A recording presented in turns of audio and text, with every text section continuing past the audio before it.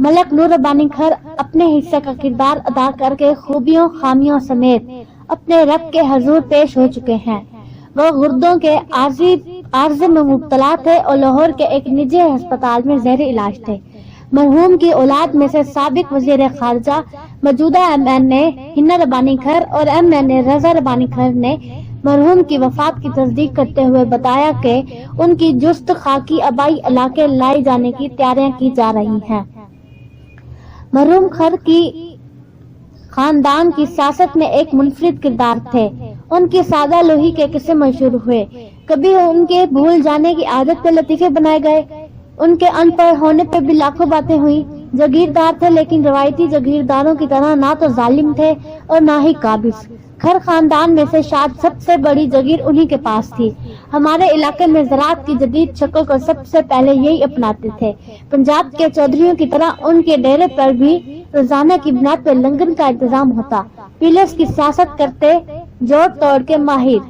चाहे उनको जितना भी भूला बादशाह बनाकर पेश किया जाता रहा, मगर ये एक हकीकत है कि दुहाइयां गुजर गई मगर उन्होंने अपनी जीत की रूश बरकरार रखी। फिर चाहे हुकूमत हो या अपोजिशन, मकामी सियासत पे उनकी पकड़ देखकर बाकायदा हैरानी होती थी। हर इलेक्शन में बड़े नाम वाले धड़े उनसे अलग हो जाते और लगता कि उस बार भी सीट हार जाएंगे, मगर उनका मकामी सियासत पे तजजिया और तैयारी इस किस्म की होती कि आखिर में जीत उन्हीं को मिलती।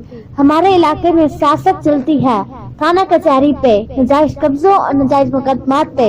इतने सालों में सिवाय एक दो मामलात में के अनजायज पर्चों के पीछे रब्बानी खर पे इल्जामात के और कुछ नहीं मिलता। उनके मुकाबले में इलेक्शन लड़ने वाले मानते हैं कि वो नजायज मुकदमात पे यकीन नहीं रखते थे। वल्लाहु आलम। एक और बात, ये कारकुन नवाज आदमी थे। हमारा गुरमानी कबीला कौमी मुसीबत में गुडे डूबा हुआ है।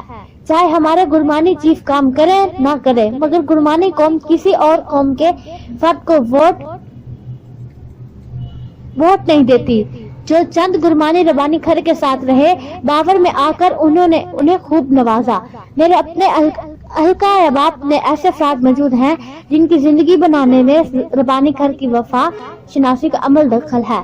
बावर में आकर उन्होंने उन्हें उनकी तालीम के मुताबिक नौकरियां फराहम की। मुशर्रफ दौर में जब मैं तालिब इल्म था, उनसे एक मुलाकात रही थी। मैं अकेला लड़का बगैर किसी बड़े फर्द के उनसे मिलने जा पहुंचा था। मुझे मुजफ्फरगढ़ के एक महकमा में काम था।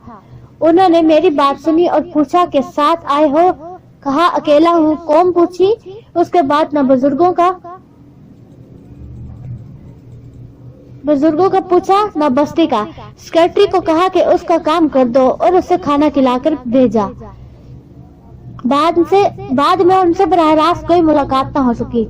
मरहूम की एक खूबी ये थी कि इंतकामी ज़हन रखते थे और ना ही कीना परवर थे। उन पे हंसने वाले, उन पे लतीफे बनाने वाले और ये भी कोई मुसीबत आई, कोई दुख की घड़ी आई तो रब्बानी खर सबसे पहले कंधा फराहम करने वालों में से होते थे। मिजाज में तुर्शी थी लेकिन वो अमीर गरीब सब के लिए थी। वो कुछ लोग होते हैं न गुस्से के तेज न दिल के अच्छे, ये ऐसे ही थे। गुस्सा आता तो हर बला पर इजहार कर देते और अगले 5 मिनट में भूल चुके। पिछले 9 सालों से मुतवातिर अपोजिशन में हैं। 2018 में जब हर कोई तरीके इंसाफ में शामिल हो रहा था, उनके मुतालिक इतलात सामने आई कि साबिक गवर्नर मलक गुलाम मुस्तफा खर उनको तरीके इंसाफ में शामिल कराने की कोशिशों में हैं, लेकिन उन्होंने पीपल्स पार्टी नहीं छोड़ी।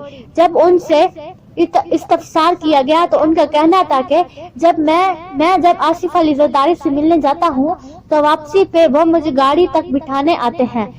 शरीफ बरादरान हूँ या फिर इमरान खान से मुलाकात का वक्त लेना पड़ता है और हर मुलाकात में तारुफ करवाना पड़ता है, तो उस आखिरी उम्र में मुझे अपने ताल्लुकात और इज्जत नफ्स दाव पे लगाने पे मजबूर मत करें। इस बार उन्होंने खुद इलेक्शन में हिस्सा लेने की बजाय अपने बेटे रजा रब्बानी खर को उम्मीदवार के तौर पर मैदान में उतारा।